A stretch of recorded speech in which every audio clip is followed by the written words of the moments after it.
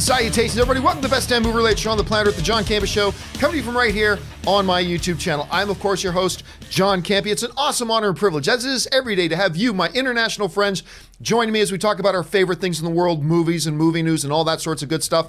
And I am joined today by one Miss Ashley Whalen. Ashley, how you doing?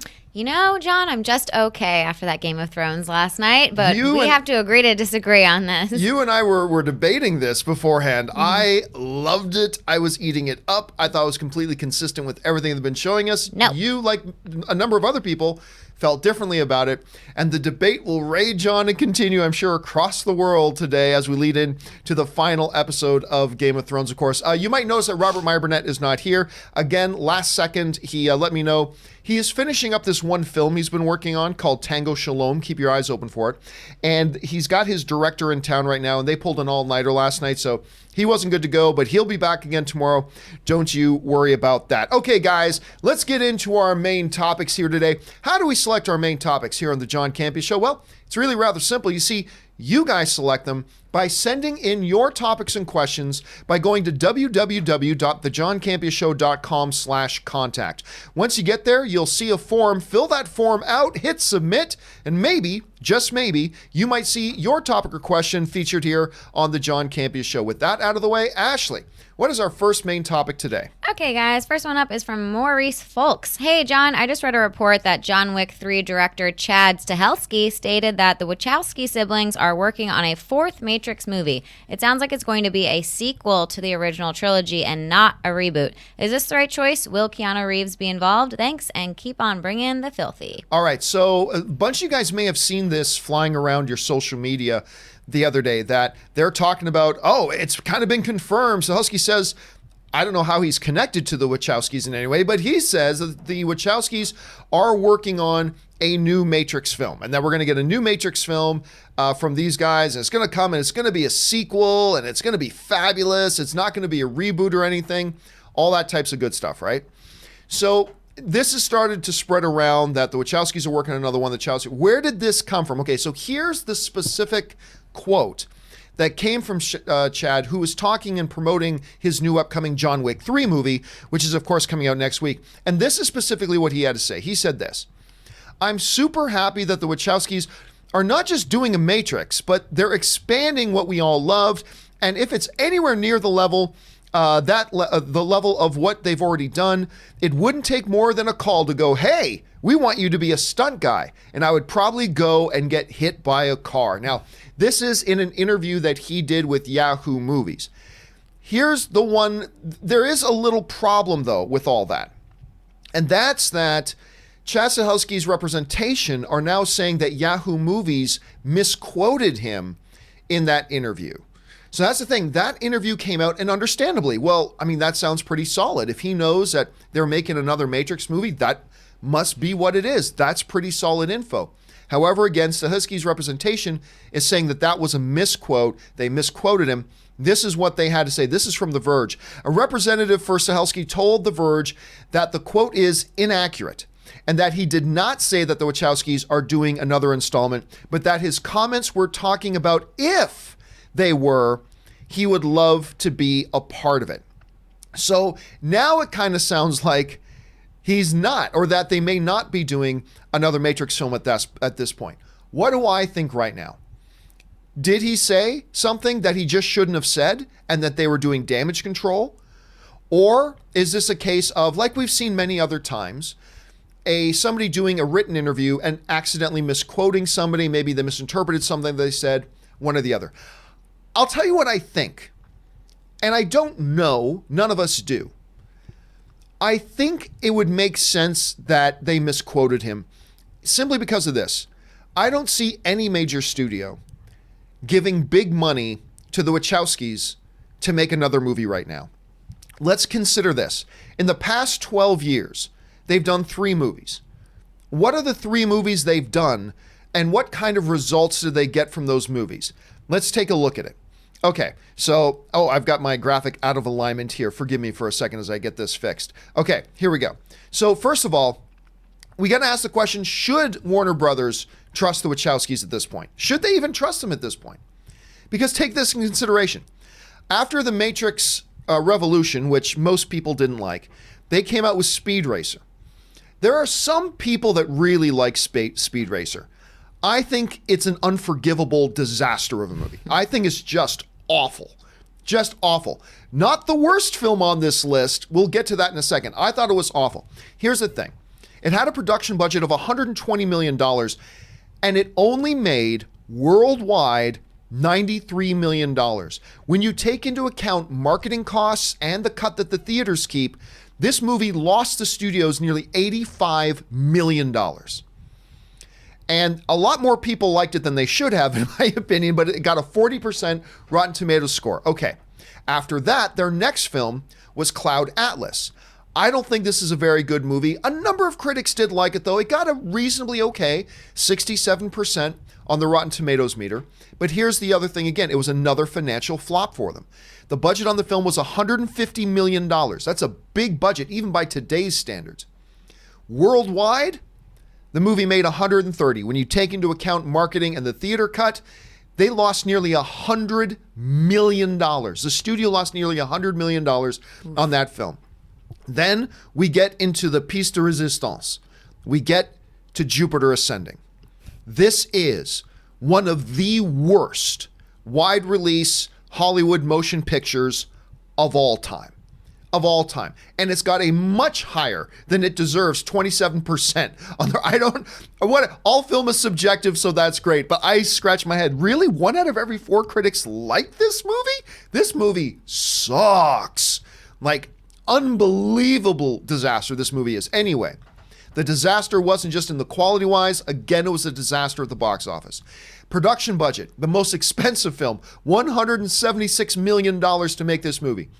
A worldwide box office total of $184 million, which again, with marketing and the theater's cut, you're looking at another film that lost about $85 million.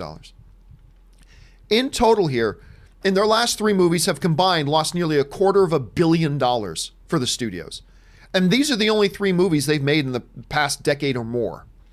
So the question really becomes, why would Warner Brothers go back to the Wachowskis at this point? Now, look, I love The Matrix as much as anybody. I really do.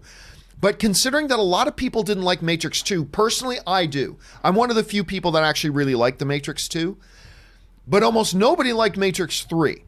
I mean, that one seemed to go off the thing. So we're talking about Matrix 3, Speed Racer, Cloud Atlas, and then, of course, rounding that out with just a contender for the worst 3 movies of all time. Doesn't make it on the list, but it's horrible.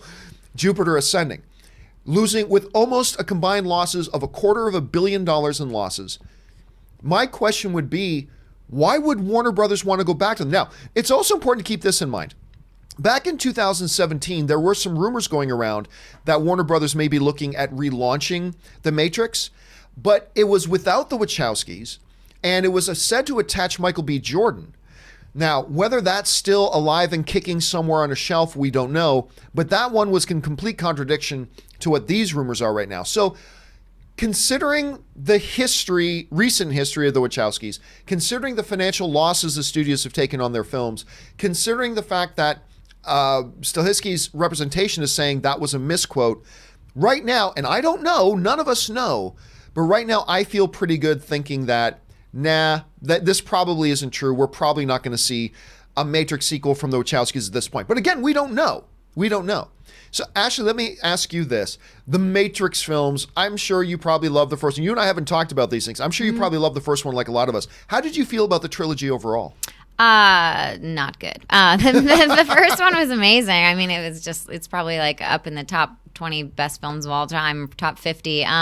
But the other 2, I kind of agree. I thought the second one was okay, but I think I was just excited to see it, so I gave it some leeway. I was like, oh, but it's Matrix 2, but it wasn't that good. And then the third one was garbage, and so I was actually just looking up. I remember, didn't they do a series, like a TV show maybe? Well, they did this. this thing called the Animatrix. They did that, and that was an animated thing. They never actually did any kind of a live action television series or anything like that, but they made a bunch of shorts, and they thought that was going to lead in some other things. But I wonder if they'd have better luck actually as a series now, rather than another like reboot or a sequel or something like that. I think they would maybe, but yeah, I would have really zero interest probably in seeing a fourth Matrix personally, but some people would like it. I think some people would, but I don't think it would have wide appeal. All right. What is our next main topic today? Next one up is from Mike. Hey, John, reactions for a new Godzilla movie are out, and a lot of people are praising the movie, saying the fight scenes between the monsters are epic. When are you seeing it, and how much more excited does this get you for the movie? Thanks. Yeah, I'm not going to go see Godzilla. I did get a press invite, but I'm not going to go see Godzilla until opening night. So me and Ann are going to go see it opening night. You guys know I skip most press screenings these days. But I am excited for this movie. And the first person I chatted with who had seen the movie and was excited was Robert Meyer Burnett. And now we all know, if you guys watch this show, Robert has been extremely excited for this film. And he came out just completely Ghibli. I mean, he was shaking, he was excited, he thought it was fantastic. But he's not the only one. Now, the official review embargo on Godzilla King of the Monsters hasn't lifted, but the social media embargo has. And look, who knows how this will translate into real Rotten Tomatoes numbers, but I haven't seen a negative one yet. And I'm just going to read off 3 of them here that are pretty consistent with all of the reactions I've seen, and probably pretty consistent with all the reactions you guys have seen as well. Dan Casey from Nerdisy wrote, Godzilla King of the Monsters rules so goddamn hard. Easily the most fun I've had in theaters all year. That includes Endgame. And the best MonsterVerse entry yet. The scale is mind-boggling, and every action scene could be your new desktop wallpaper. I love that. See it on the biggest screen possible. Then, of course, next, thank you, Legendary and Mike Dougherty, for the privilege to have seen an advanced screening of the epic and awesome Godzilla King of the Monsters. I absolutely loved it. See this movie on the biggest screen possible.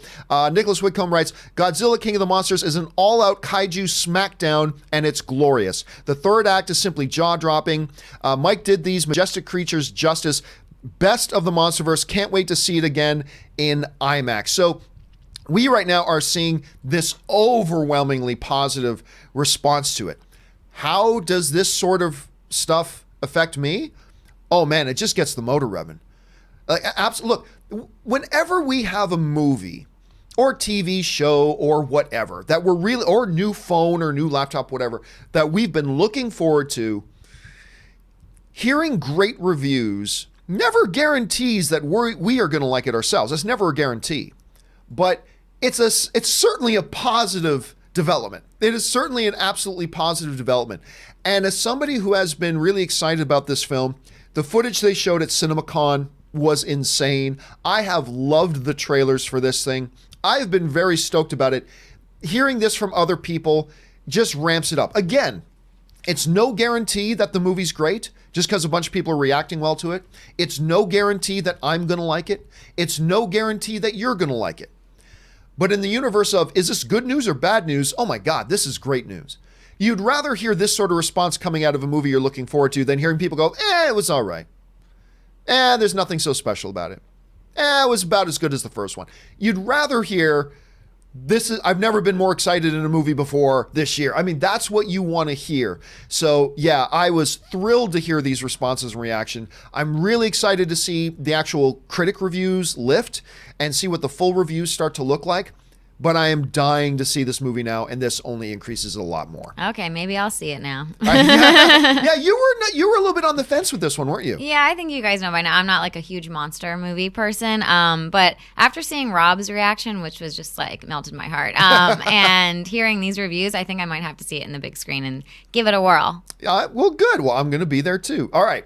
What is our third main topic today? Next one is from Greg Topher. Well, it came close, but Pokemon didn't knock Endgame out of the top spot. Still, I'm kind of surprised how much Endgame has dropped. After it opened to almost $360 million in the first weekend, I would have thought $90+ million on its third would have been relatively easy. Why do you think it only pulled $63 million?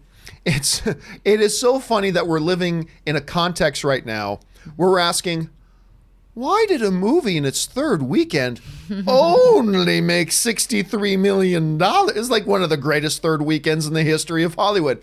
But because of the overwhelming success of Endgame on the front end, we're all sitting here, how come it only made $63 million? Let's first set the table here. $63 million for a third weekend is insane. I mean, that is unbelievable. Is it as much as we thought maybe their third weekend would be after that $357 million opening? No, maybe not that big, but it goes back to what we've been talking about a lot. We have two growing trends in Hollywood. Growing trend number one, the opening week, the importance of opening weekend in Hollywood box office has been getting more and more important. Number two, and partially connected, is because there is a growing trend in moviegoers to go and see movies earlier and earlier in its release. So when you get a movie that opens at 357 million, that means a lot of people went to go see it already. That means almost everybody went to go see it already, and almost everybody's seen it multiple times already. So yes, the 60% drop from week 1 to week 2. Yes, nearly another 60% drop from week 2 to week 3, but I would argue that is somewhat to be expected. Now, did I expect it to be a little bit higher than 63? Yes, I did.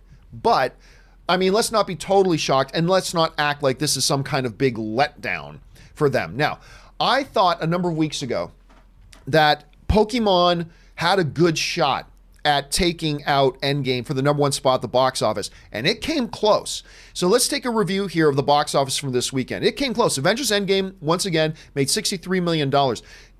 Detective Pikachu came like within $5 million, $58 million. Now, we'll talk about their ordering here in a second, but let's go on. The Hustle in its opening weekend made a little bit of a disappointing $13.5 million, but the reviews for that movie have been abysmal. It's the remake of Dirty Rotten Scoundrels. Stay home this weekend and rent Michael Caine and Steve Martin's Dirty Rotten Scoundrels. The Intruder in its second week made another 6.6, and Long Shot, which is great, by the way, guys. Check out Long Shot. I saw it. I loved it. Did you? Mm-hmm. Oh, awesome. It's made another $6.1 million. Now, with Avengers Endgame, I was talking on open mic this weekend with my audience, and some people are, hey, yes, Endgame was number one again. I don't know. Here's the thing. Endgame probably shouldn't have been number one at $63 million. I mean, really the story here is that Detective Pikachu made less than a lot of us thought it would. Because a lot of people, well, first of all, I had a lot of people screaming at me, John, you don't understand anything. Pokemon is the number one IP brand in the world. It's going to make 150 million opening easy. And I'm like, whoa, pump your brakes a little bit. I think it's got a shot at beating Endgame in its third weekend, but let's not get ahead of ourselves with this 150 million opening. I understand it's the biggest IP in the world, but that doesn't automatically mean a box office return is going to be good anyway. But even I thought it would be higher than 58. If you had told me that Endgame was going to make 63, I probably would have guessed, okay, then Pokemon will have not a lot of problem beating it. It should come in around 70. That's where I was picking it. Now, the projection numbers were under 70, but I still thought it would come in that high. So the bottom line, though, is this.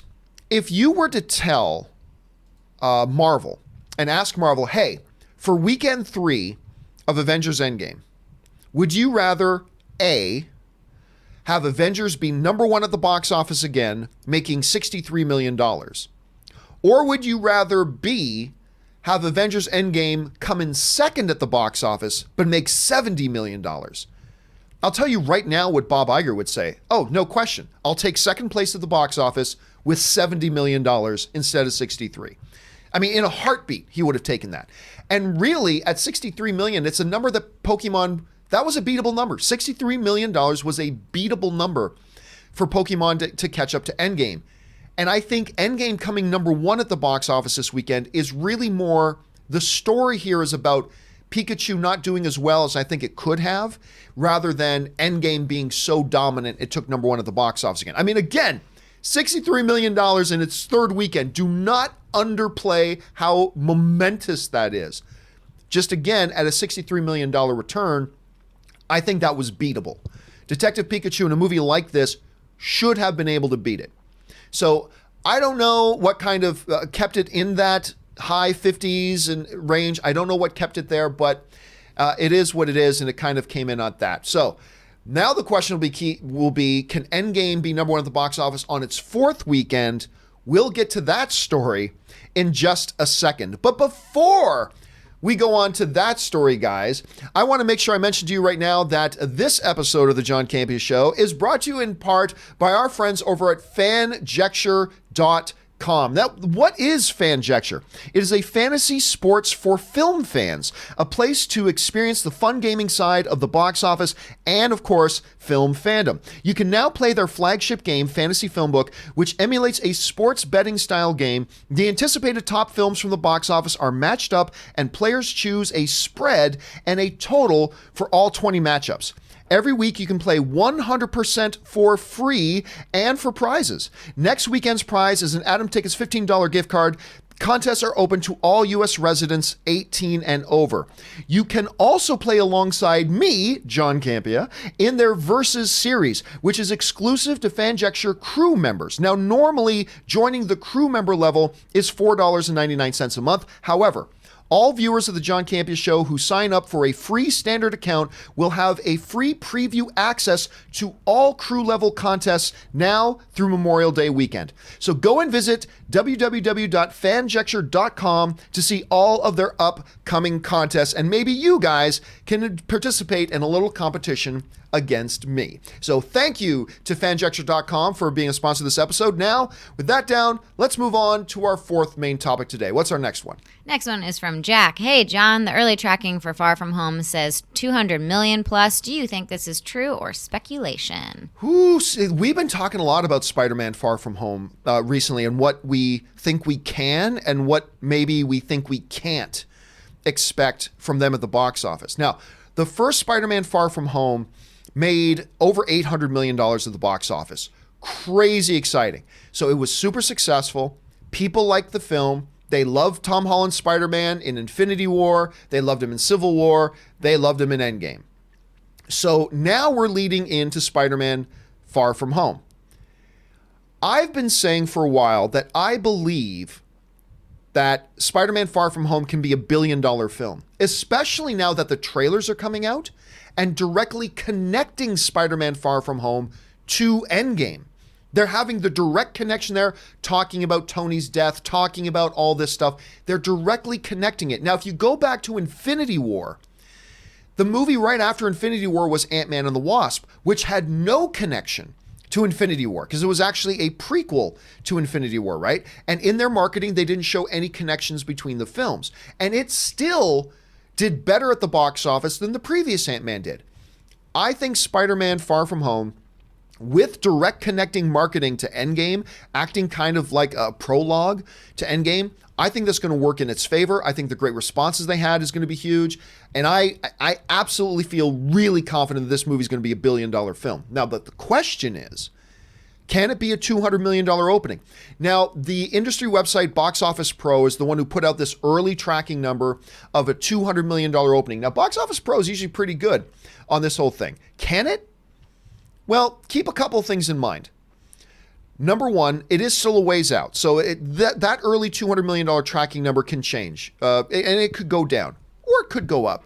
The other thing to keep in mind, though, is this, is that the first Spider-Man movie, Spider-Man Homecoming, that is, made $117 million on its opening weekend, which is great, but we're now talking about potentially coming close to doubling, what the original one did. Can Homecoming nearly double what the opening weekend for Far From Home did? That's the big question, and that's the kind of the hurdle that's has to overcome.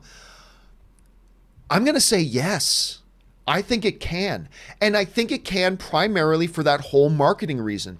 This new round of trailers that dropped last week on Monday, showing the direct references and connection to Endgame, I think that may have sealed it. I really do.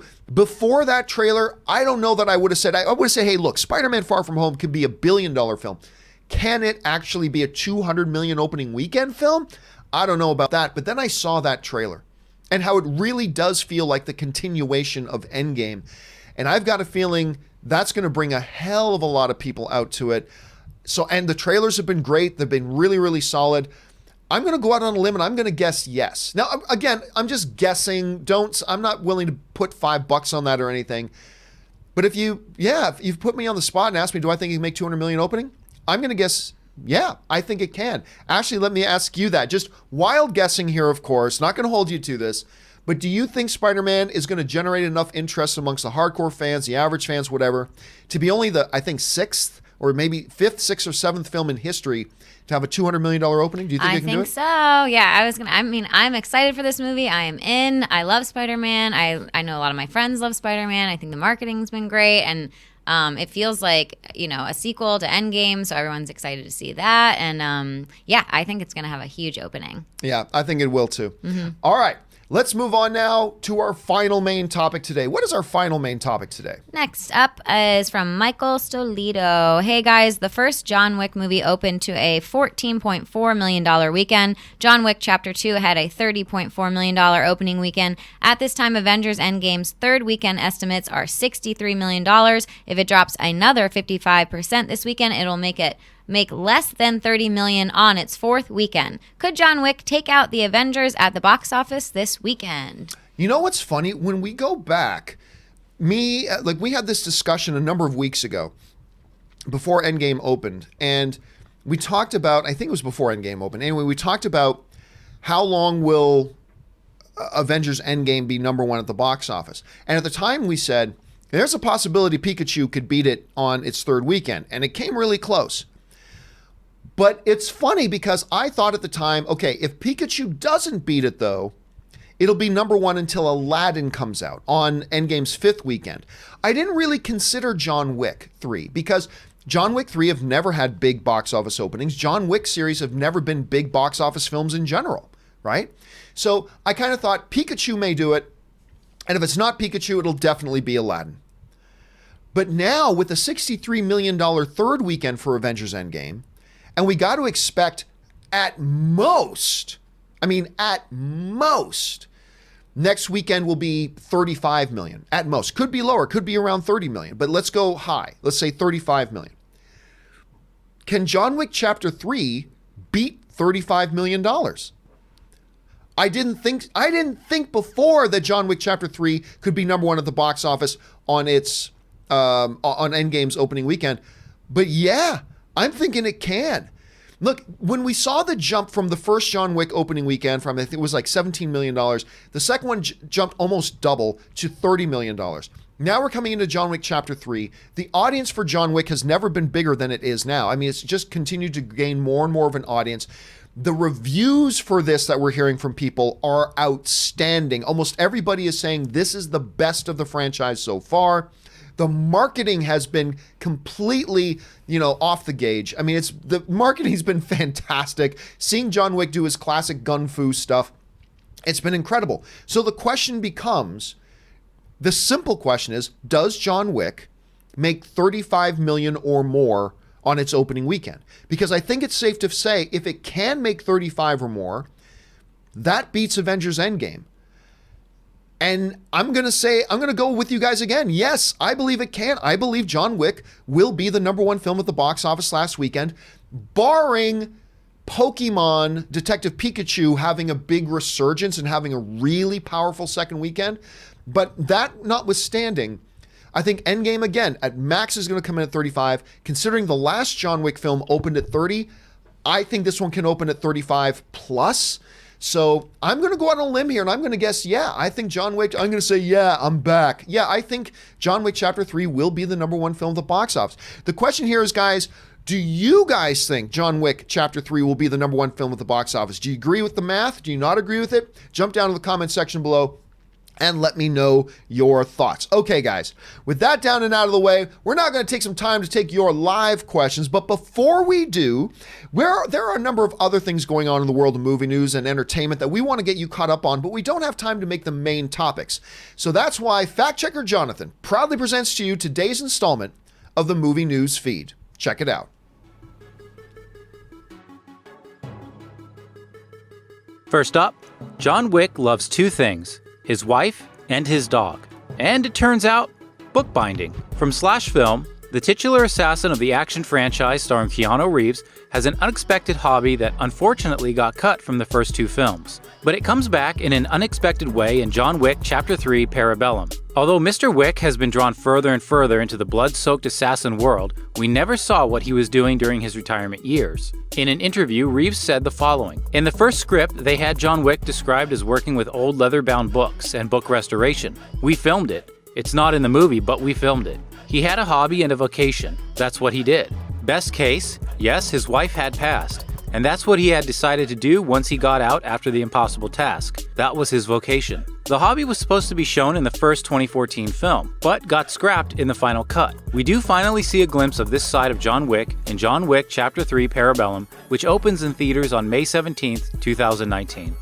Next up, anticipation is ramping up for Disneyland's new Star Wars themed land, Star Wars Galaxy's Edge.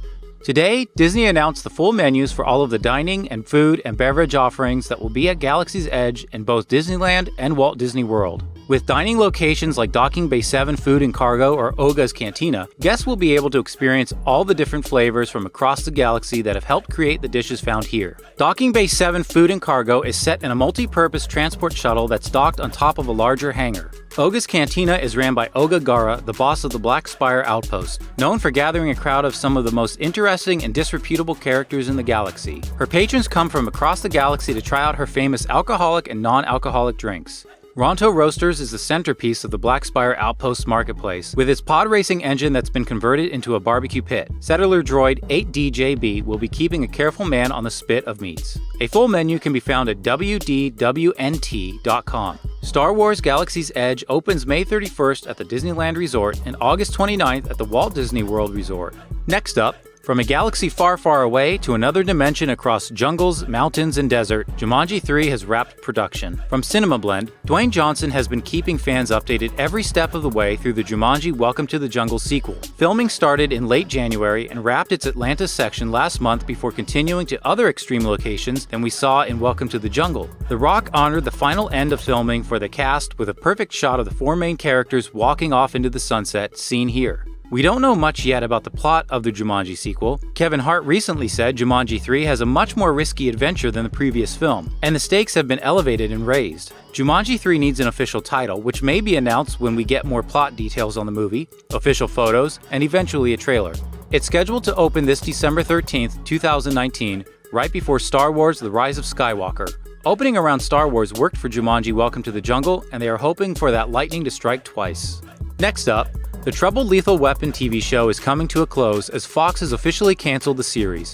From ComingSoon.net, originally starring Clayne Crawford and Damon Wayans as a new version of characters Martin Riggs and Roger Murtaugh, the series had its fair share of on- and off-screen drama. Reports surfaced last year about the pair's fraught relationship on set, which eventually led to the firing of Crawford from the series. Sean William Scott replaced Crawford for the third season, but Wayans already announced last year he would not be returning for another season. Next up, Fox is doubling down on its top series 911 with a spin-off, 911 Lone Star, which will be headlined by Rob Lowe. From Deadline, as the title suggests, the new show is set in Austin, Texas. Lowe is co-executive producer. 911 Lone Star, which will premiere next season, follows a sophisticated New York cop played by Lowe, who, along with his son, relocates to Austin and must try to balance saving those who are at their most vulnerable with solving problems of his own life. 911 was a breakout hit when it premiered last season, quickly emerging as Fox's highest-rated and most-watched TV series. Talk of a spin-off started shortly after the procedural drama's strong debut. And finally, it was recently reported that a new animated Scooby-Doo film was being produced. Now we have a bit more casting news as JoBlo.com reports. Mark Wahlberg has just signed on for Warner Brothers' animated Scooby-Doo movie titled Scoob, from director Tony Cervoni. Wahlberg will play the Blue Falcon, a superhero from the Hanna-Barbera canon who teamed with Scooby-Doo and the Mystery Gang to fight against one of his arch-enemies, Mr. Hyde. Blue Falcon's right hand was Dynomutt, who in the feature animated pick is being voiced by Ken Jeong. Wahlberg joins the already announced voice cast of Zac Efron playing Fred, Amanda Seyfried playing Daphne, Gina Rodriguez as Velma, Will Forte as Shaggy, Tracy Morgan as Captain Caveman, Frank Welker as Scooby-Doo, and Kiersey Clemens as Dee Dee Sykes. And that will do it for today's installment of the Movie News Feed. And now you are all caught up to date on all the stuff going on in the world of entertainment news. Thanks to fact checker Jonathan for doing another great job on that. All right, guys, it is time for us to get around to those live questions. So, Ashley, what is our first live main question today? All right, first one up is from Raven. Today's word is meretricious. Officially attractive, but having no real value. I think the Matrix sequels were a meretricious mess. I'll tell you what.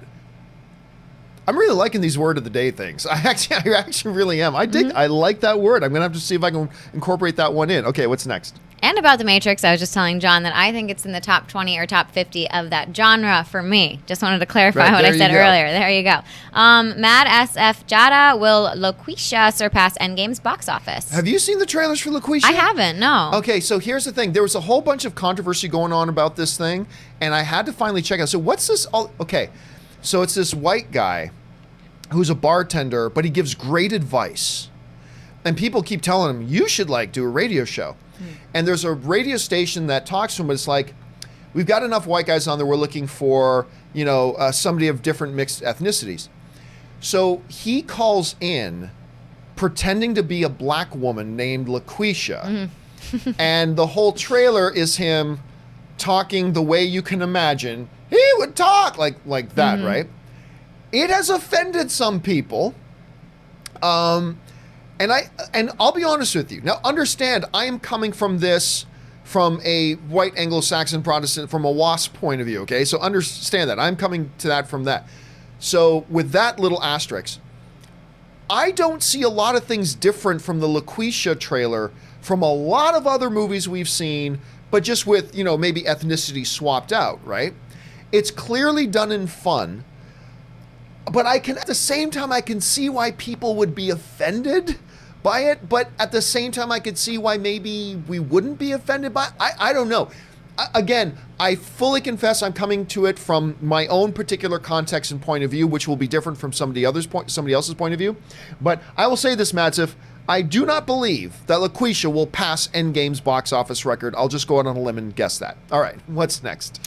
John walked in. So how long was Vulture prison sentence? 5 years?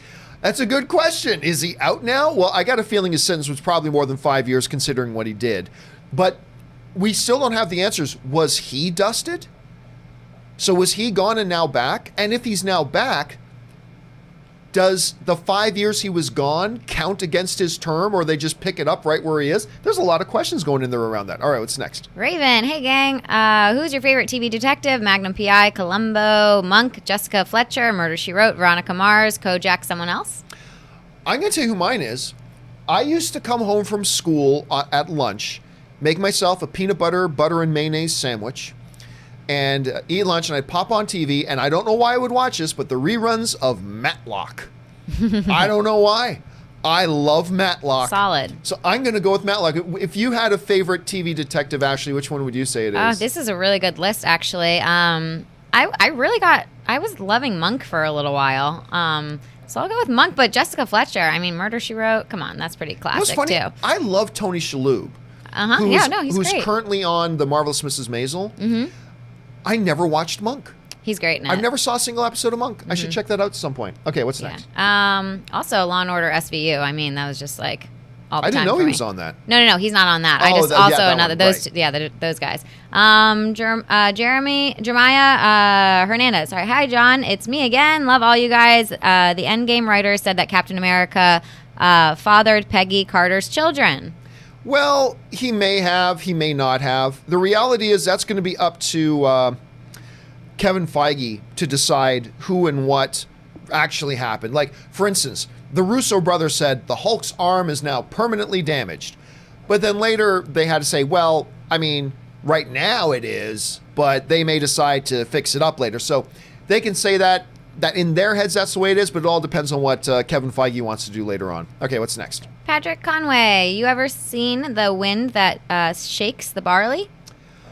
It sounds familiar, but I can't remember off the top of my head, man, to be honest with you. All right, what's next? Yeah, I'm not sure about that one. Nathan Oswald, even though you say Phantom Menace was revolutionary with CGI, what about Starship's Troopers that came out 2 years before?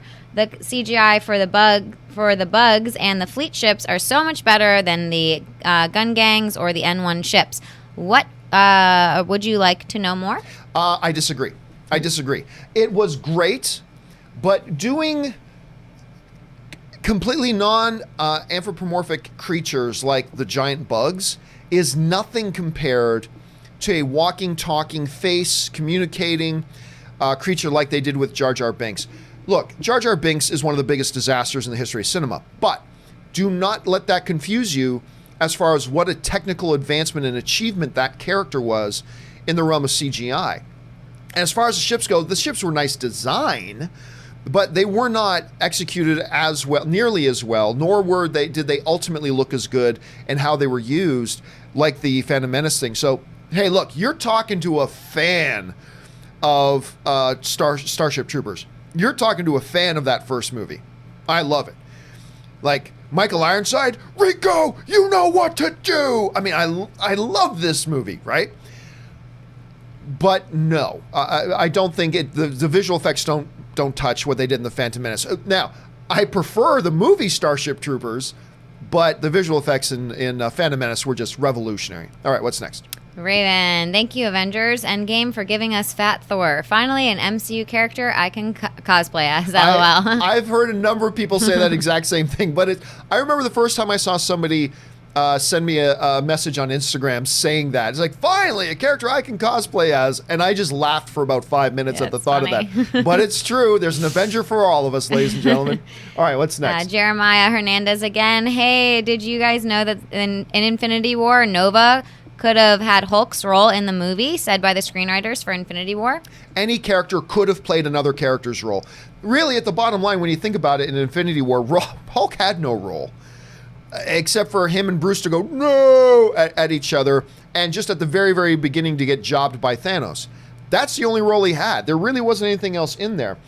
But I don't think they ever came actually close to putting Nova in there. I don't think that ever actually got seriously close. All right, what's next? Canada rocks. Then, John, Dani has been a jerk for years. People, no, John, she's so nice. Now, people, boy, that Dani turn was so rushed. John, ugh. Yes, abso-freaking-lutely. That's what I've been screaming this whole time. It's like for years, I've been telling people, guys, I'm telling you, Dani is rotten at the core. They're showing us, they're giving us the breadcrumbs for years. And everybody, no, John, she's been through so much. And oh, blah, blah, blah. And then it happens last night. And I'll tell you what, I started my post Game of Thrones show with, don't anybody tell me now that you think Dani's okay.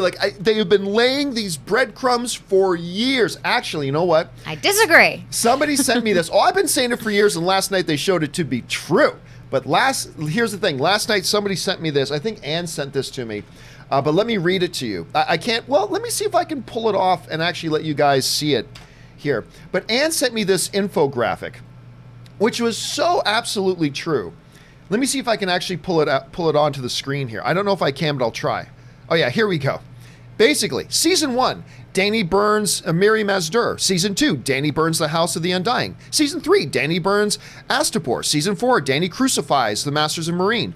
Season 5, Dani Burns Marie Nobleman. Season 6, Dani Burns Vast Dorthrock. Season 7, Dani Burns The Wagon Train. Season 8, Dani Burns King's Landing. And yet still Game of Thrones fans are like, oh, what? What? Where did this come from? I've been telling you for years, this is what Dani is. This is where Dani was heading. And they just fulfilled exactly the breadcrumb trail I've been telling you for years that they were going down, and everybody was acting all surprised. She had her reasons to do a lot of that, just because she's, a little bit, she's showing power moves, and I mean, it's a hard time for women back then. So she's showing her power in different ways, and she has to have people backing her up out of fear. And she was being a jerk is a little bit different than the turn that she took last night. I mean, that was like, it went from her making sense in my mind for her actions to complete chaos. I don't know. I was like... But it's completely... This is what I saw coming. Out of character for me. But I saw it coming. Nobody believed me. All right, let's move on. What's next? Hoser Mia has over under that Sam becomes king of the Seven Kingdom. Well, you can't just say over under. You got to give me a number. Because if you're going to say 0, I'll say more than 0, but not much more. Look, I think right now I still think the obvious answer is John, but because it's so obvious, they may not do that. The two other strong... I also thought Tyrion for a while. Now I think the two strongest possibilities are probably Sansa. Yeah.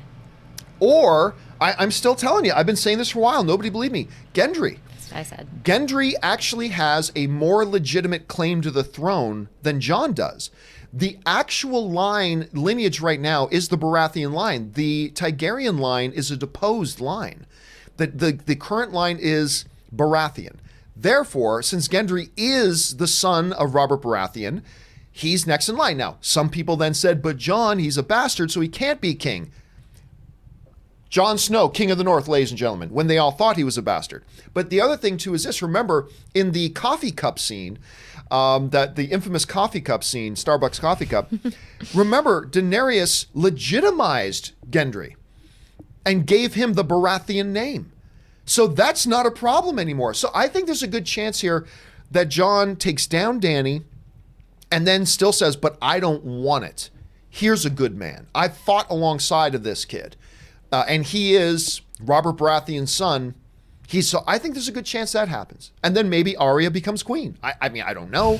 But there's a lot of possibilities here. But anyway, we got to move on. We can't go into this all day. What's next? Nathan Oswald. Chris Evans retired Captain America so he can play Johnny Storm again. I still remember I was at the very first screening for Captain America, the First Avenger. The very first public screening of it. And Chris Evans was there, and I had a chance to actually talk with Chris Evans. And actually, let me see if I can find this. I don't know if I will be able to find it, but I hope I can. Anyway, so I was actually there for the first one. I can't. There's a bunch of pictures of me with Chris Evans, but I can't find the one that was from the very first day that we were there. So I won't bother. But anyway, very first public screening. And the first thing we talked about was that transition. Like, I asked him, do you feel any added pressure? Did you have any apprehension? The fact that you've already been playing a Marvel character, not in the MCU, and moving over into playing something else? He said, absolutely. He said, that was the biggest hesitation for me. Out of all the questions, like normally as an actor, you get offered a big role. Yes. But he said, sometimes you have some pause. And he said, yeah, the biggest hurdle for me was how are the people who follow me going to react to me doing, and how would fans of Captain America feel about having Johnny Storm play Captain America? And he talked about that a bunch, and I thought it was a really thoughtful answer of him. But no, he's not stepping down to play Johnny Storm again. But wouldn't that be funny? All right, what's next? Andrew Garfield, Leonard breaking 76ers fans' hearts everywhere. I know, I'm a 76ers fan. You're from Philly. Yes. Actually, before we started the show, I said, hey, by the way, Ashley, sorry about what my Raptors did last night. Oh my God. It was a 4-bouncer off the rim. The buzzer goes off, the shot hits the rim, bounces again, in the net. It was instant highlight for the ages in the NBA. And Kawhi Leonard, too bad he won't be a Toronto Raptor next year, but I can always keep my fingers crossed. All right, what's next? Nathan Oswald, I want a hot toy of Lebowski Thor. I would put that on my shelf. Absolutely, I would put that on my shelf. All right, what's next? Snake Jerusalem, 22 MCU movies over the $21 billion total, averaging $960 million. Yeah, we've been talking about that in recent weeks, about the fact that, think about this. The MCU movies are almost averaging $1 billion per film. That's insane. And in a couple of movies, they could go over.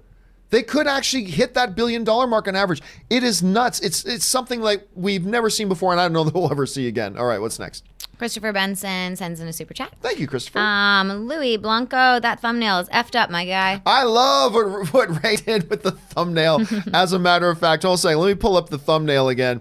I just told Ray what, hey, we're going to talk about the fact that Endgame beat Pikachu. Pikachu and Ray came up with this. I don't, maybe I'm a little bit twisted, but I love it. All right, what's next? Anthony R. I stopped watching the Pokemon anime a long time ago. However, I'm still a hardcore fan of the games and found Pikachu to be a fun, good, dumb movie. You know, my feeling coming out of it, oops, I should bring myself up here. My feeling of it is that I thought it was weak as a movie. As a movie, it's pretty weak. It's got some bad dialogue. Like, they ask you to suspend disbelief on logic stuff far too much. It's like, and oh, isn't that convenient kind of scenes. But it's adorable. It is absolutely adorable. And there are undeniably some pretty good laughs in the film as well. And I came out saying, hey, the movie's okay for me. It's pretty good. It's all right.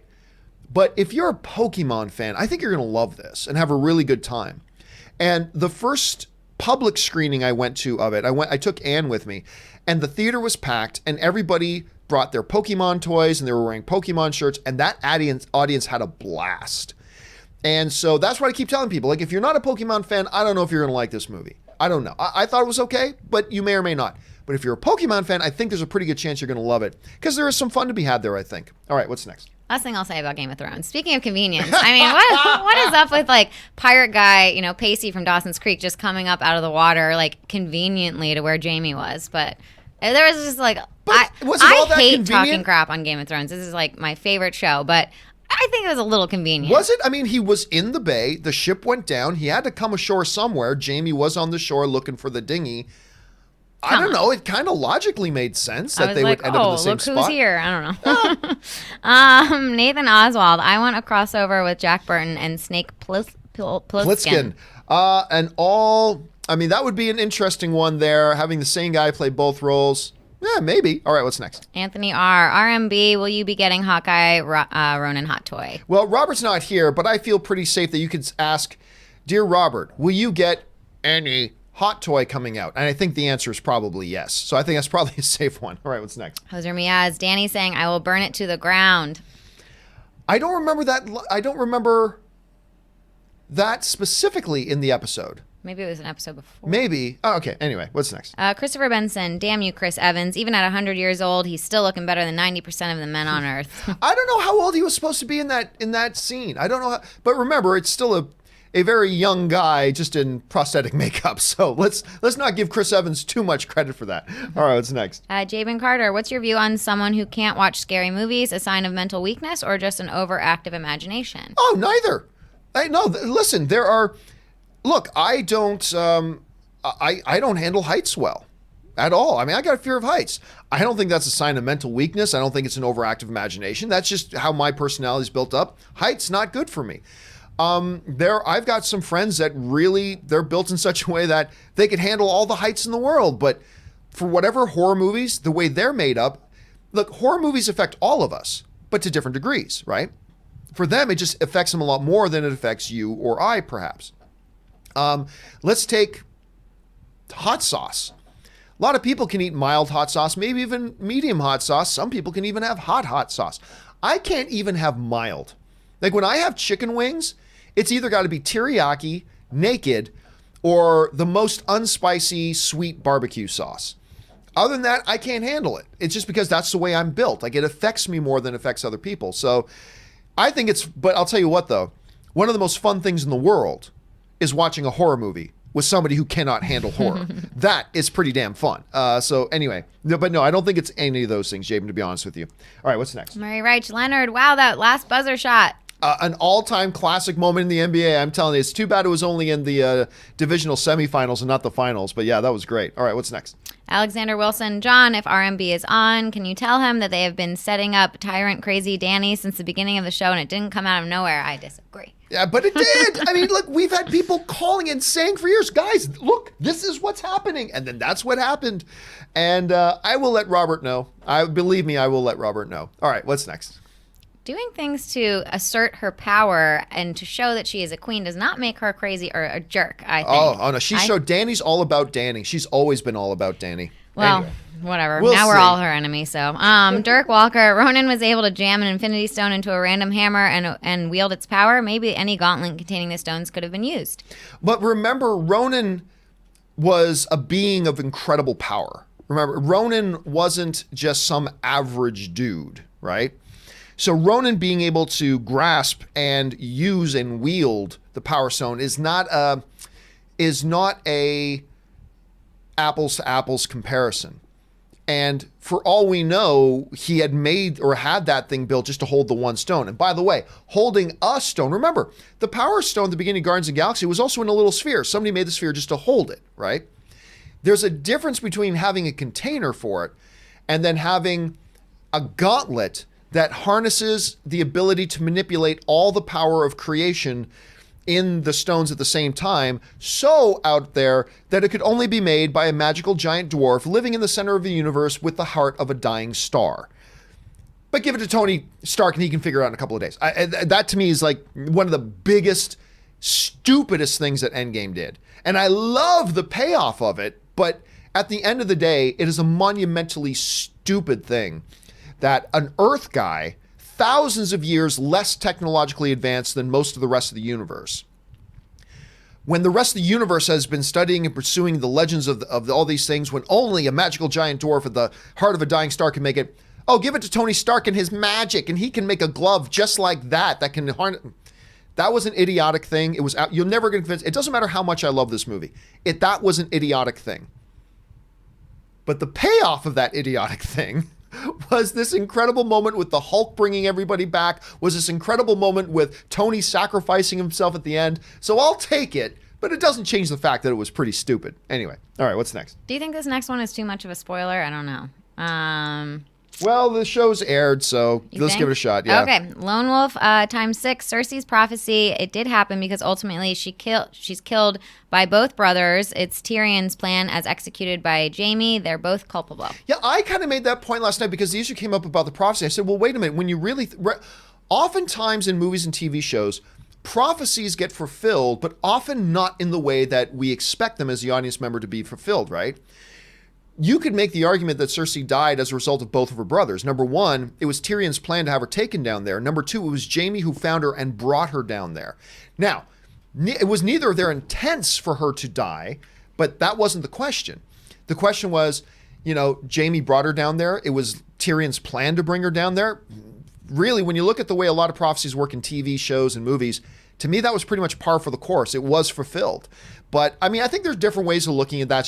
That's just the way I looked at it at any rate. All right, what's next? Stars. Pym solved 99% of time travel years ago. Hulk improved Hank's quantum realm navigation. Tony only created the time GPS, which is the cherry on top. Oh, is that all he did? Did he just create a time-traveling GPS? Is that all he did? Which, by the way, he did in just a couple of days. By the way, they can't cure cancer. They didn't cure cancer. But I can solve time travel. Just give me a couple. Cap comes to visit him. Okay, I wonder if time travel is possible. Takes a couple of evenings. Wow, I figured out time travel, everybody. Once again, the magic Tony Stark solves everything. Again, another dumb thing, but the payoff was totally worth it. So that's why I'm down with it. All right, what's next? I'm upset. Thoughts on Baps? In my opinion, worst Halle Berry movie. Oh my God, I haven't thought about Baps in... That movie was like late 90s. It was Halle Berry... I think it was Martin Landau was in that. Where basically Halle Berry and her friend go to Los Angeles for like a dance competition. They want to become famous. They get hired to work with this older guy. It was kind of a little bit like the Fat Boys movie. I think it was called Orderlies or something. The Fat Boys, where they start taking care of this rich older guy. And the rich older guy gets influenced by their young hip hop ways. That's kind of Baps. And it is horrible. However, in a universe that Catwoman exists, no other Halle Berry movie can be called the worst Halle Berry movie ever. In the reality where Catwoman exists, that one will always be the top one for me. All right, what's next? This one goes to Rob, but Murray writes, hey, Rob, have you seen the Star Wars A New Hope? SC-38 reimagined Vader Obi-Wan fight. Fan-made scene. It's really good. An epic score mixed in was also great. Actually, me and Robert talked about it on this show last week. We discussed it. Rob didn't like it all that much, which I was surprised by. I thought it was very creative. Look, there's some very questionable CGI in it, but I thought it was a very creative way to revisit that scene. I thought it was really fun. Rob was not such a big fan of it, though. All right, what's next? DC Patience. Reynolds saved Detective Pikachu. Kids loved it. I don't know. Well... Look, to me, the part that really works is the dynamic between Ryan Reynolds as Pikachu and Justice Smith as the kid. That dynamic, much like the dynamic between Tom Hardy and the symbiote in Venom, makes that movie work. I think that dynamic between them is really what carried the film. And it wasn't just Ryan Reynolds on his own, but Ryan Reynolds is always brilliant, good Canadian kid.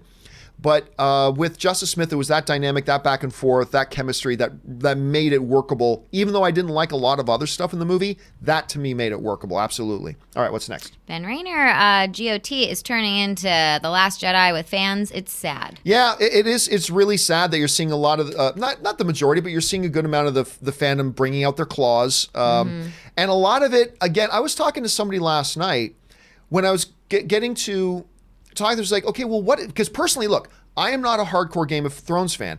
I couldn't tell you all the family lineages of the different houses. I've never read any of the books. I never will. I'm just a TV fan. And I've watched this season and I've been out of my mind happy with it. Just completely loved it. But I was talking to this one guy last night about, he hasn't liked it. And when I started to press him on it, I'm like, well, what is specifically? And what it ultimately came down for, now this is just this one guy. I'm not saying this applies to anybody else. Let's be clear about that. But what it came down for him was, as I was talking to him, I realized, it's because you had your theories about where things are going and they didn't go where you thought it should go. And because it didn't meet your expectation of what you wanted it to do, you thought they should have done this and they should have done this. And that's what you've been waiting for years to happen. It's like, so you pre-wrote the script in your head, and if it didn't meet the script that you pre-wrote in your head, you weren't going to like it. And I found that's become more and more of a thing with fandom because, we speculate more and more about upcoming movies and shows that we're looking forward to. But I've found that a lot of us, and I think I've been guilty of this from time to time too, and you probably have as well, everybody, is that we get caught in this trap of we develop an idea about where we think it's going to go, and if it doesn't go there, then we're automatically unhappy. Now, again, just because that was the case with this one guy, that doesn't mean it was the case with anybody else. I mean, I'm sure a lot of people just watch it because it's subjective, and they watch it and it just didn't work for them. That's the nature of entertainment, folks. There are people who don't like The Godfather. There are people who don't like Bridge on the River Kwai. There are people who don't like, whatever, because there are people like me who don't like the original Blade Runner. That's the subjectivity at work here in entertainment, and that's the best thing about it. So let's not make excuses about why people don't like it. It is what it is, but it is kind of sad to seeing a fandom. We saw it happen with Star Wars. We're seeing it happening here. It is always sad to see a fandom turn against itself and start to eat its own tail. But it's going to happen because that's the nature of fandom, I guess. All right, what's next? Lone Wolf X6 Gauntlet not hurt Tony due to Strange using magic? There was nothing suggested about that, and nothing suggested that Doctor Strange's magic trumps the power of the creation in the Infinity Stone. So I don't see that. All right, what's next? Willow Yang, your thumbnail is traumatizing everyone. Yeah, it kind of is a little bit, but I love it. All right, what's next? Eric Blank, I hate the idea that characters don't always act 100% rational is considered bad writing by some people. We're all flawed individuals. I completely agree. Again, if a character isn't following the script we had in our own head, that's bad writing. If a character does something a little bit out of character, like everybody in the world does, then some people want to point at that and say it's bad writing. I don't. I think it's great writing because that's more true to reality, in my opinion, at any rate. All right, what's next? Jacob Jansen, just curious, but does the money that Marvel makes from Endgame stay with Marvel, or can they split that up with the rest of Disney? $2 billion is a lot of money that can go to other projects. No, it's Disney's money. But make no mistake about it. Every dollar that's made is Disney's money. And Disney will put that money wherever they want to go. And then Disney considers how much money Marvel made for them, and they will give them a budget for what they can. I'm sure that budget gets bigger. But yeah, it does fund other things as well. The big box office success of the Marvel films are helping other films get made as well. That's the beauty of that, of big success. That's the beauty of success, is that it can trickle down to other branches of the company. All right, what's next? Lee Mollinson, some lunatics out there think Captain America is a trilogy, can't be watched back to back and make sense, has no consistent supporting cast, cheats using other movies to supply arcs and plot threads. I think it absolutely is a trilogy, because here's why. There are people out there who will consider, they call a lot looser things trilogies. For instance, let's take, for example, a lot of people will call the Edgar Wright, Simon Pegg, and Nick Frost of Shaun of the Dead, Hot Fuzz, and World's End as the Cornetto trilogy. Like there are people who consider that a trilogy. It's a trilogy. None of the same characters. It's not the same story. There is nothing connecting them other than the people who made them, but it's referred to as a trilogy by a lot of people. Now, I don't consider it a trilogy myself, although they're great movies. I don't consider it a trilogy, but there's a lot looser definitions of trilogy. This one, all different supporting cast, I don't know about that. The chapter 1 is the first Avenger, which just introduces us to the heroic character. We fast forward now into Winter Soldier. We got Bucky, we got Widow, we've got Bucky, we've got Widow, we've got other characters surrounding there too, and then we go into Civil War. Now, are there adjunct things going on at the same time? Absolutely, you raise a valid point. But it all depends on how strict you want to say a definition of a trilogy is. Again, like I said, there are a number of people who consider a lot of things a lot looser trilogies than this Captain America one. I believe this. I do consider the Captain America films a trilogy. I do. As strictly to the definition as, say, the Hangover trilogy? Maybe not as strictly to the definition, no, but a lot stricter than a lot of other trilogies have been. So anyway, that's just the way I see it. All right, what's next? Jacob Jensen. Also, what did you think of Bree's haircut in Endgame? I thought she looked beautiful. Well, they went very much to the comic book on that one. And yeah, I thought the haircut looked pretty good. That didn't make the movie any better, but I thought the haircut looked pretty good. All right, what's next? Mason Barr, Detective Pikachu is the best movie based on a video game. Not that there is much competition. I mean, Dead or Alive, anyone, or Mortal Kombat? Actually, to me, the best video game adaptation ever made was just done recently. It was the Tomb Raider movie. I thought the Tomb Raider movie was actually pretty good. Was it great? Nope, wasn't great. But I thought it was pretty good. I thought it was pretty solid. It was fun. It paid homage to a lot of the stuff in the video game franchise. Alicia Vikander is a goddess, and she was great in the role. And was it a great movie? Again, no, but pretty solid and pretty good. I think is probably the best that we've ever gotten out of video game adaptation. I would still put that one over Detective Pikachu myself. All right, what's next? Okay, Major, 300 million is a long way to go. Starting to have doubts. Justified? No, I can see having doubts. Like, with all the money that Endgame has made, it is still, now after where the third weekend's down and out of the way, it's dropped 60%. It still needs to make 300 million more. Again, I still think it'll get there. Like, remember, I was as skeptical as anybody. As anybody in the world, I was as skeptical that Endgame would catch Avatar prior to it opening. But then in the days leading up to its opening, we saw the advanced ticket sales numbers, and then the opening weekend hit, and we saw it made $357 million. I mean, that forces all of us to change our tune, including me. New information, it alters our perception. And I still think it will catch Avatar. But it's not a lock. And I think this weekend just kind of reemphasizes that it's not a guarantee. I still think it will. I'd put $5 on it, but it's not a guarantee. It's not a lock. I'll tell you what else.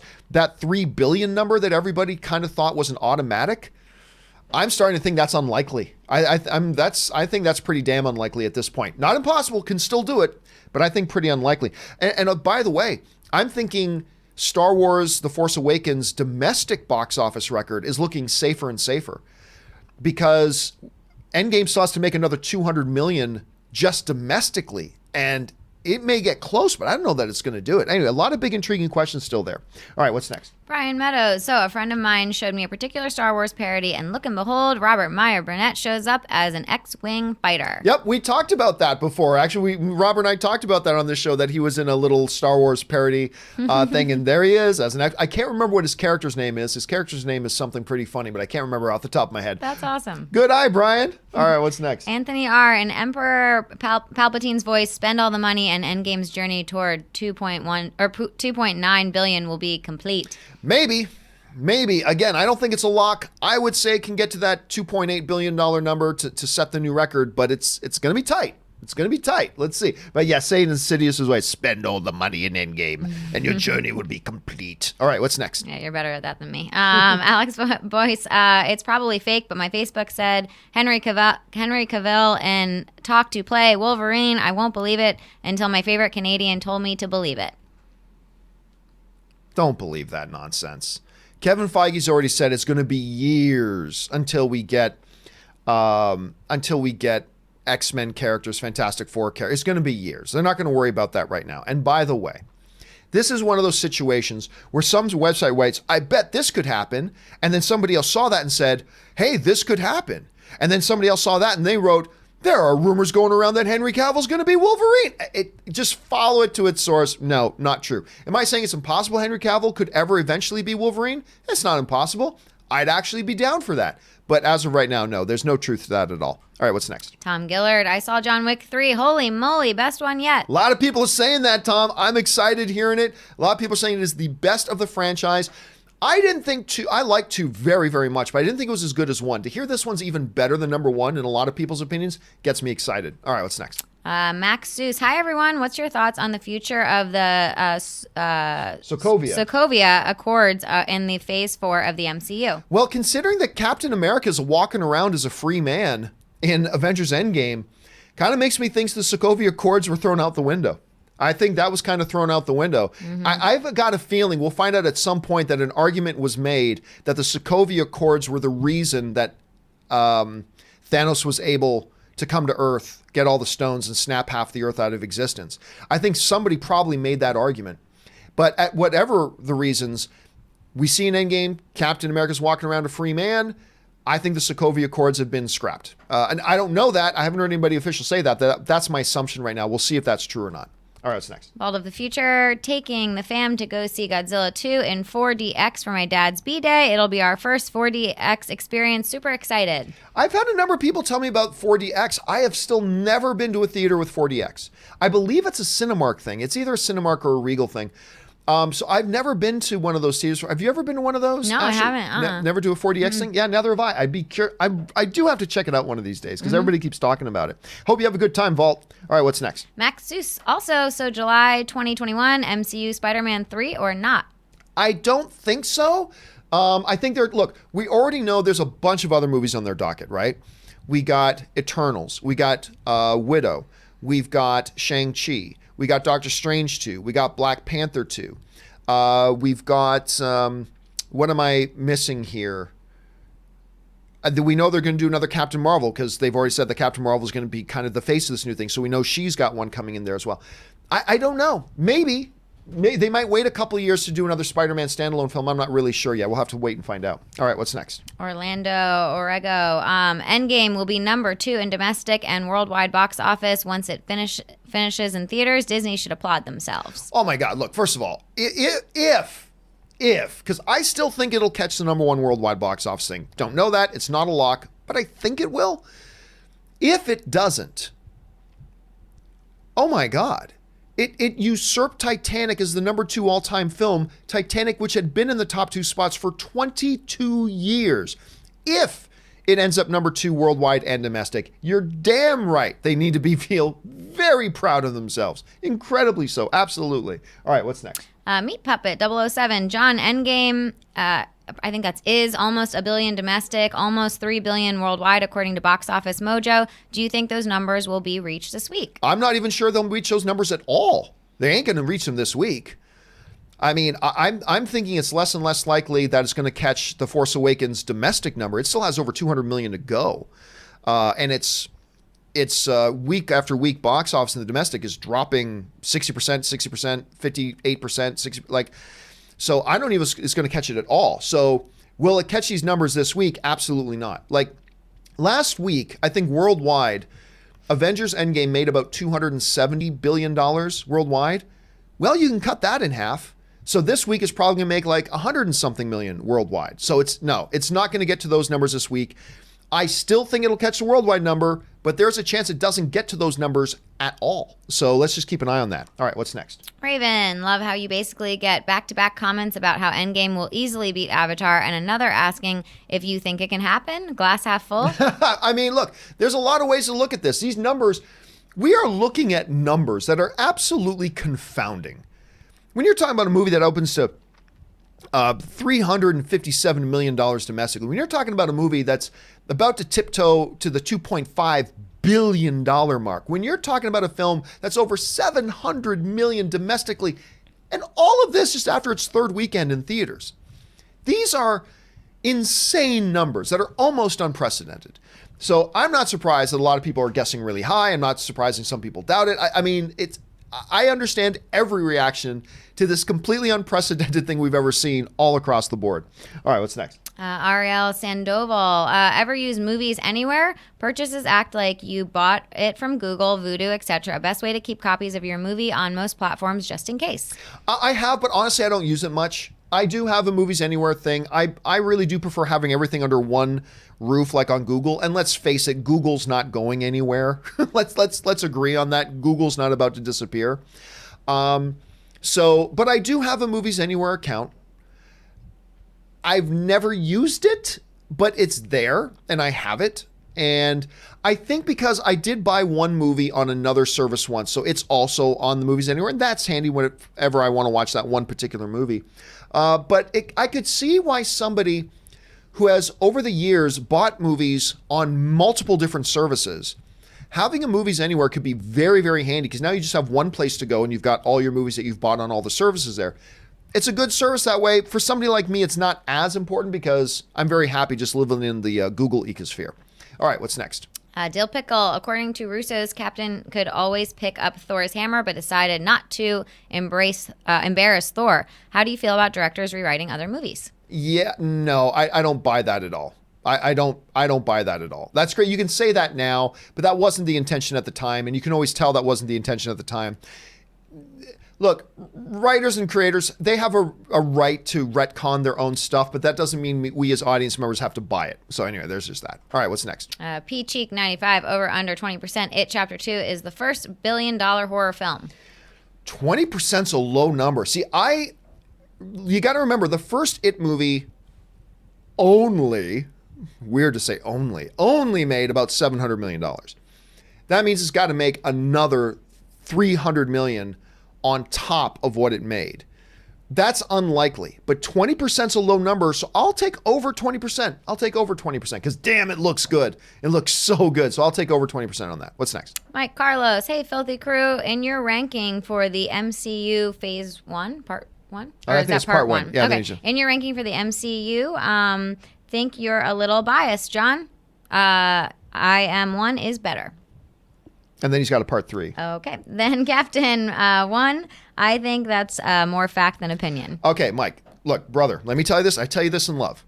That is an idiotic thing to say. That's pure. I'm not going to sugarcoat it for you, brother, because we're film fans. I need to shoot it to you straight, brother. That is an idiotic thing to say. Saying one movie is better than another is more fact than opinion. That is the height of absurdness and idiocy. Never say that again. You're better than that. You're better than that. And what do you mean I'm biased? I get money from somebody if Iron Man is ranked lower than Captain America? That's idiotic. I have no bias. Well, Captain America is your favorite character. Well, he's my favorite character because I think those movies are better. It's not a chicken before the egg thing. It's an egg before the chicken thing. So number one, I have no bias. The MCU is the MCU. I did not create any of these characters. I have no vested interest in any of these characters. As a result of watching the movies, I developed my favorites, but my favorites come from watching the movies. I don't establish my favorites first and then decide how I rank the movies. That's not how it works. But also, please, nobody say anything ever again as idiotic as, this movie is better than that movie. That's fact, not opinion. Never say anything that stupid again.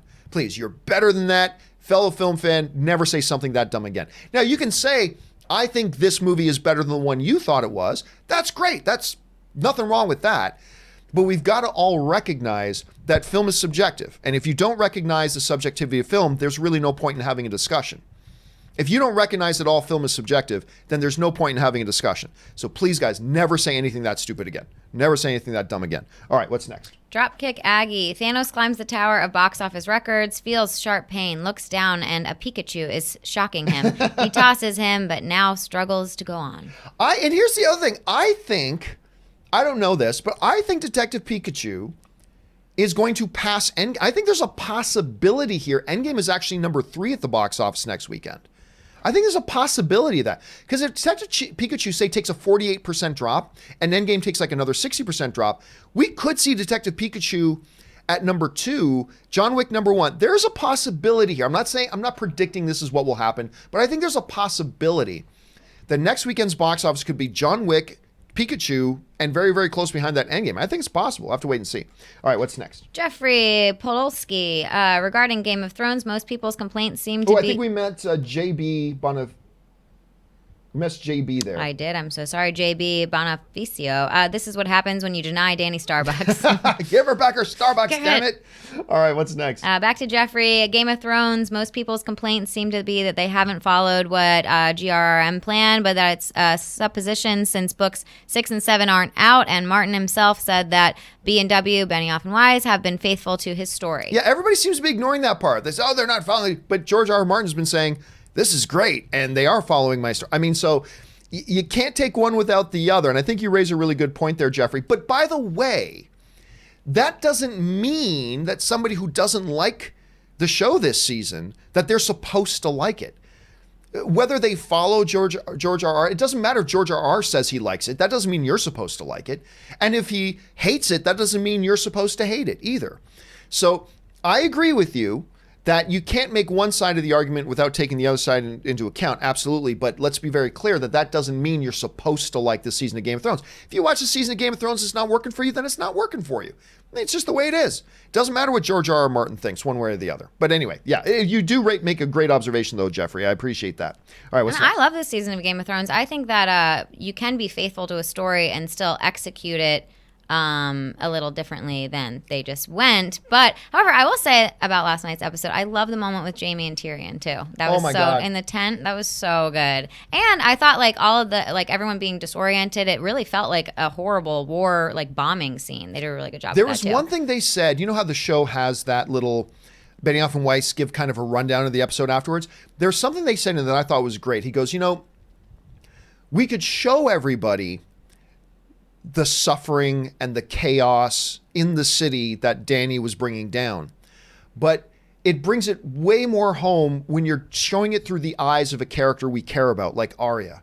To have Arya there in the midst of it brings it more home. And I thought that was actually brilliant. I thought that they did a very good job with that. All right, what's next? Derek Chewy sent in a super chat. Thank you, Derek. Seb Marvel. So after the big drop for Endgame over the weekend, do you still think it can top Avatar? Thanks. Yep, I do still think it can. I think 3 billion is looking more and more unlikely every day. But yep, I still think it can do it. It's not a guarantee, it's not a lock, but it can. All right, what's next? CoStark 180. Do you think we will cross the uncanny valley? Will CG humans finally look 100% real? Eventually. Yeah, I don't know how close we are, because even now with all the big advances, there's still something not quite right. But they are getting closer, and we'll eventually get there. But whether that's in 5 years, 10 years, 20 years, who knows, but we'll get there. All right, what's next? Amanda Zapolsky sends in a super chat. Thank you, Amanda. Swiggity's swag. With movies like John Wick, what genre can thrive after superhero movies fade away? Can the traditional action genre dominate again? It's not about what particular... We don't need any particular genre to dominate. That's not what the box office needs. The box office just needs healthy, thriving, successful genres across the board. The comic book movies here right now seems unbeatable, but it will fade away eventually. And then it'll come back, and then it'll go away, and then it'll come back. I think Westerns are poised for a big comeback at some point. I think rom-coms, I'd love to have a good resurgence of rom-coms. It's fun to diss on rom-coms, but really good rom-coms are awfully fun. I think we can see a return of those. We haven't had a ton of comedies lately, so getting some more good comedies. I'd love to see some more cop thrillers, some more murder mystery stuff. I think there's a lot of genres that are poised to have a good resurgence, and that's what's best for the industry, not having one genre that's the dominant of them all, but rather to have a good balance across the board. All right, what's next? Roll out the reels, John. They just announced a Honey, I Shrunk reboot. I heard rumors of something like that. Did they make that official while we were doing this? I got to go and check that out. So that's interesting. There's stuff you could do there with that, and clearly the visual effects would be better now than they were before. So, okay, I'm cool. I'm down with that. All right, what's next? I'd be down with that. I mean, I loved Honey, I Shrunk the Kids. Oh, absolutely. Classic. Then we have Macadamia 16. Hi, John. I've been watching for nearly 8 years now. Wow. My question is, have you seen The Room? Keep up the good work. Sending love from Ireland. So there are two different movies. I meant Love, Not Live. Yeah. There is Room, and then there's The Room. If we're talking about The Room, oh, hi, Mark. If we're talking about that, then yes. I still remember the first time I saw it. I believe it was at my buddy Chuck Norris's place. And yes, that's his real name, Chuck Norris. He was my editor, actually, for my first feature film that I did. And we had a bunch of us over one night at his place. I can't remember what the event was, but after what we were there to do, he said, "Have a bunch of you guys not seen The Room?" And then he put in The Room, and that was my first experience to it. And then, of course, James Franco did his incredible vision of The Disaster Artist about the making of The Room. And my friend Aaron Cummings makes an appearance in that film. It's an all-time great awful movie. It is the definition of the great awful movie. Best. The worst movie ever made, one of the best times you'll ever going to have watching a movie. If you haven't watched The Room yet, take Macadamia 16's advice and watch The Room. And thank you, Macadamia, for following us for that long. I really appreciate it. Good to have you here. All right, what's next? Kevin Ostrander sends in a super chat. Thank you, Kevin. Pixar fanification. I now officially love A-List. I needed to use the bathroom in Boston and everywhere. Only lets you if you buy something. So with What? AMC right there, I ordered a ticket and I only used it to go to the bathroom. Oh, I thought. I thought what he was saying was you could only leave the theater and to use the bathroom if you bought something. Like, wait, what? Yeah. Is that what they do? But you mean you can only go in, and that's a good use of, you know what? I'll be honest with you. When I used to work at AMC, I did something similar, Pixar fanification, is that when I used to work at AMC, I had this magic card. It was just basically an AMC card that I could go to any movie anytime I wanted if you had this card. And me and a couple of my staff at AMC gave us these cards. It was magic. Anyway, what I would sometimes do is I would go to downtown Disney in Anaheim, and you got to pay for parking there. And parking get expensive.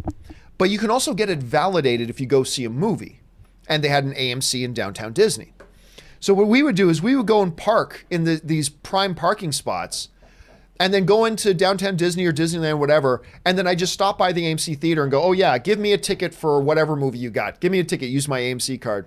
Great, here's a ticket, great. Now hit the validation, please. Thank you, goodbye." And I just walk off and I would use it for that. That is a great way. Very creative use of your A-list, man. Very creative use of your A-list. All right, what is next? James, hey, hi John. My first super chat. What's your thoughts on Waterworld, Kevin Costner's film? I personally love it, but it was the biggest flop in history. I didn't think it was bad. Like, I remember a lot of people were talking about, "Oh my gosh, this movie is like," I didn't think it was all. Hey, look, I can rewatch it. I don't think it's one of the all-time greats, but when it pops on, I can watch it again.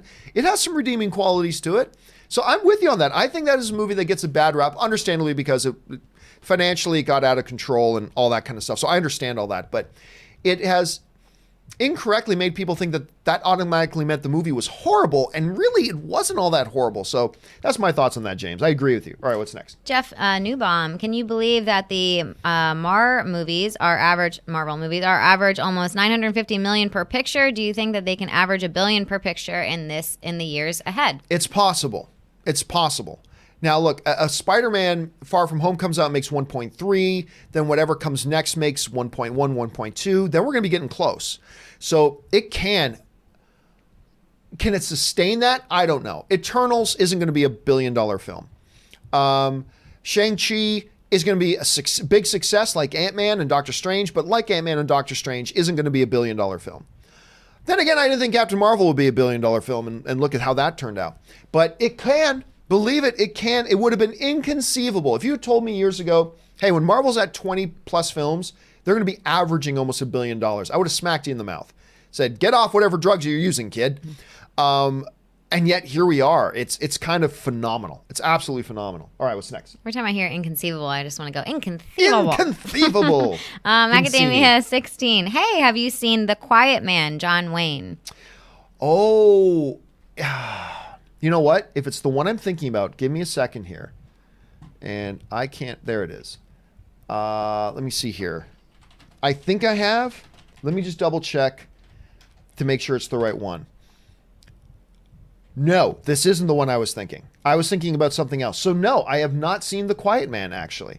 This is a 1952 film. I've seen most John Wayne films, but I do not think I could be wrong, but I don't think I've seen this one, as a matter of fact. So it had John Wayne. His leading lady in this one was Maureen O'Hara, who played Mary Kate. in it. No, this is not the one. I was thinking it was a Western for some reason, but no, I haven't seen this one. I gotta have to check that one out. That's one that is not on my John Wayne repertoire. Thanks for pointing that one out, Macadamia. All right, what's next? Mads Hansen, love for Jar Jar. Well, no, I have no love for Jar Jar as a character. But again, what they did with him CGI is great.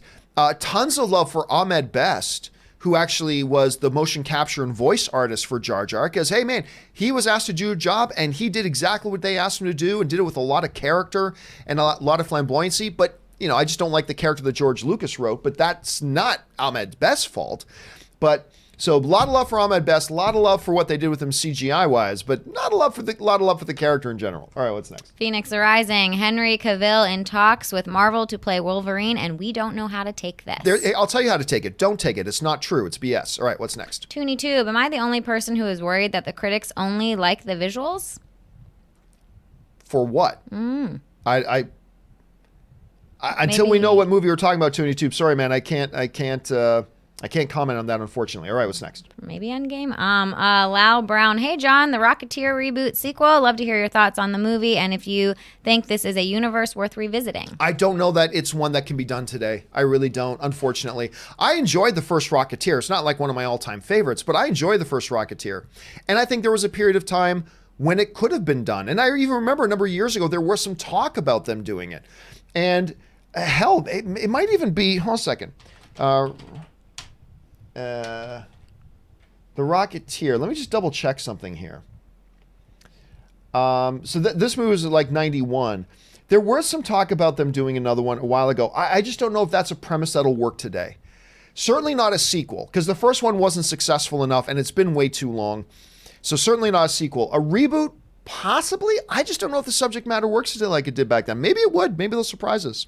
All right, what's next? CJ Dunn. All hail Dani, the Queen of Ashes. The Queen of Ashes. Watching that, all I can think about is Celine Dion's Deadpool 2 song, Out of Ashes. That's Can beauty come out of ashes? All right, what's next? Daniel Shotford. Hi, all. John, have you ever seen Oliver Stone's Alexander? If so, what do you think? If you didn't like it, you should watch the director's cut. I'm not big on director's cuts. I did see Alexander. I thought it was okay at best. Super star-studded cast. But yeah, it was pretty underwhelming at worst. Okay at best. Honestly, at the end of the day, I would probably give it a thumbs down. I don't think I've ever seen the director's cut, but honestly, director's cuts to me are Elseworld movies. That's not the real movie. The real movie is the theatrical release. That's always been, in my opinion, always will be. So I've never seen it, probably will never waste my time in watching it. It may improve the movie, maybe, but I have no desire to go back and revisit it, to be honest with you. So, anyway, that's just my thought on that. All right, what's next? Darth Suthius. Hey, guys. All right, which guy goes to sleep with their hat on? Feige or Filoni or both? I have been with Kevin Feige when he's not had the hat on. I have never seen Dave Filoni without the hat on. So I'm going to guess that Dave Filoni without that cowboy hat of his. I think that might be a sight. We'll see a real picture of Bigfoot first. I'm not really sure. All right, what's next? Terry Gior Dano sends in a super chat. Thank you, Terry. So does Antoine Taylor. Thank you, Antoine. And Tyler Eats. Thank you, Tyler. Thanks, guys. Neo Bites. John sits on the Iron Throne of honest journalism. There you go. That's me sitting on the Iron Throne. That would be a disaster for everybody. Let's not kid ourselves. All right, what's next? T3 Medias. Prepare yourself, guys. This is Chris with T3 Media. Okay, great. What's next? Phoenix Rising. John, did you see the Queen Anne pic I tweeted? I don't think I did. Anne did my show with me last night. Everybody loves Anne. Of course, everybody loves Anne. She's Anne. But I haven't seen that yet myself, but I'll keep my eyes open for it, Phoenix. All right, what's next? Santos Henderson. The core reason why I hate Dan theories didn't go their way, probably fan theories, didn't go their way. So they hate it. Everyone has tried to steer Dani off this path for a long time. She failed. The thing about this path is, and let's not pretend, this is one of the things I said, and I'll just answer this quickly because we've got a bunch, still a few more to go, but Dani, it's not like Dani's thing came unprovoked. It's not like she's just pure mustache twirling evil. We have seen a lot of supervillain origin stories come with somebody who started out as a basically good person, but then tragedy and awful things happening to them nudge them further and further towards their darker side. That's the classic comic book supervillain origin story right there. Dani is ultimately, somebody said this to me last night and it really turned on a light bulb. Dani is actually a manifestation of a comic book supervillain origin story. She started off with the right intentions, when really deep, she was still selfish deep down. It was all about her. Like, she would always have this veneer about, I want to break the wheel, I'm going to break change. But whenever the slightest thing came at the challenge to her, my throne, mine. Like, it was, that was always there. And you always saw that was at the core. Now you start to add on top of that, people that were close to her losing them, tremendous wrongs being done to her, sacrifices needing to be made, blah, blah. And then finally, like the straw that broke the camel's back. Well, we saw she was getting closer even before my Sunday was killed and beheaded in front of her. But once that happened, it was like, whatever. She was just looking for an excuse. And remember, she also blamed the people of King's Landing. It's like, the people from Marine turned against their overlords. Why did the people of King's Landing do that? So she also burned them. And when they rung the bell and surrendered and the soldiers laid it down, by then she was gone. By then it was like, she didn't care. She didn't care. And like she said to John earlier in the episode, it's going to be fear then. If people don't love me here, then they're going to fear me. And she decided to take all of her anger and all of that pain and all of that and took it out on innocent people. And it's actually kind of beautiful the way they did it and all of its horror and all of its awfulness at the same time. But anyway, I wish we could talk for another 20 minutes about this, but we just don't have time because we're running out of time. All right, what's next? Lawrence, who controls when tickets can be pre-ordered? I believe, it's the studio. The studios get to decide, the distributors, I should say, get to decide when they can go on pre-order. That doesn't mean that here's the thing. The movie theaters cannot put the tickets on sale before the distributors want them on sale. But just because the distributor may want them on sale a certain amount early doesn't mean that theaters have to comply with that. So it's all worked out in the individual contracts for each individual film. All right, what's next? Seb Marvel, do you think another Avengers movie will come out? If so, when? Thanks. Yes, I believe sometime in phase 4. I think we're going to get a new Avengers movie in Avengers 5, probably in about 6 or 7 films. All right, what's next? Oscar Rosenwald sends in 2 super chats. Thank you, Oscar. Mark C., you haven't seen The Quiet Man? You're fired, LOL. Yeah, it's true. It's true. All right, what's next? Neo Bites, Henry Cavill to play Kevin Feige in future biopic. Oh, I could see that. Why not? Like, I don't care about X actor and X role, but Henry Cavill's a great actor? Sure, why not? Make him that. I'm sure Kevin Feige would love the idea of Henry Cavill playing him. That would be great. All right, final question today. Oscar Rosenwald, hi. First time live with so many main characters. How can Marvel keep up with the number of movies they'd have to produce now? Well, I mean, I think the important thing to understand here is that there is no number of films they have to produce. Like, they don't have to make a Bishop movie. They don't have to make a Wolverine movie. They don't have to make this or that or the other thing. They just have a lot of options at their disposal right now that they can dip into if they so choose. So these are all things that are available to them right now. Look, one of my critiques of the MCU, and I love the MCU, everybody knows this, but one of my critiques is that it's becoming an overcrowded universe. We've gone from Sam Raimi's Spider-Man movies, where Spider-Man was unique in the universe, to now every 7-Eleven on every street corner has 3 superheroes standing on the roof looking for crime. I mean, you can't walk out onto the street in the MCU without bumping into somebody with godlike powers now. It is becoming a little bit overcrowded. That could become an issue as they move forward. All right, guys, that will do it for today's installment of the John Campea Show. Thank you so much for being here, guys. I appreciate all of you very, very much. Don't forget, Robert Meyer Burnett will be back again tomorrow, but holding his seat down very well is Miss Ashley Mova. Ashley, where can people find you online? You guys can find me on my Instagram at Ashley Whalen, or my Twitter is AshAttack1. And you guys, of course, can follow me on social media simply at John Campea. That'll do it for us for now, guys. Thank you so much for being here. Listen, since you're here right now, why don't you take a second, click that subscribe button. Make sure you subscribe, keep up to date on everything going on the channel here. And while you're here, go on down and click that thumbs up button. It helps the videos in the channel in a big way. And make sure you leave your comments and thoughts on any or all the topics we discussed here today. Just remember, you're talking to fellow film fans as you're doing it, so keep it good, guys. All right, guys, that'll do it for me. Thanks a lot for being here. My name's John Campea, and until next time, bye-bye.